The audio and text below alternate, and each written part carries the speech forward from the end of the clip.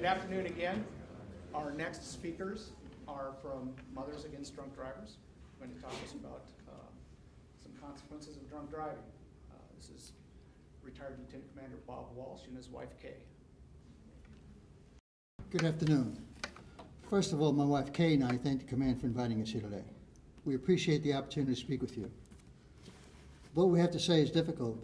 My wife and I feel it's important that we do this to give you some insight regarding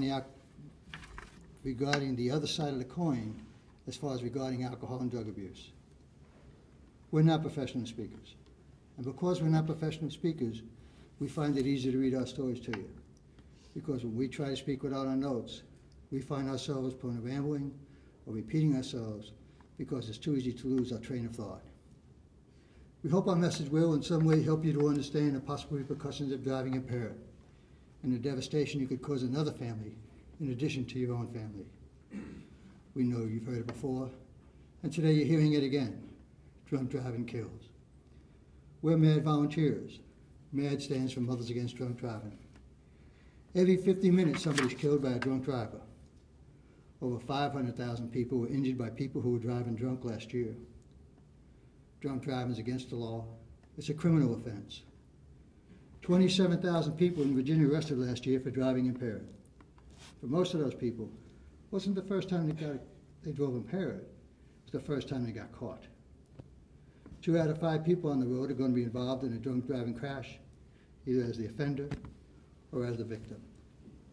There were over 8,000 alcohol-related crashes in Virginia last year, and over 5,000 people were injured.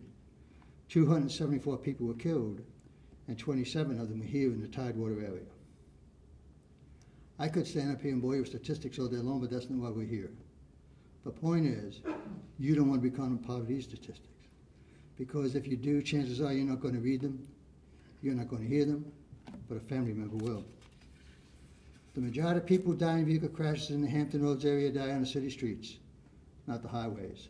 And more often than not, that crash was caused by someone running a red light, either because the offender claims they didn't see the light or thought they had enough time to make it through it.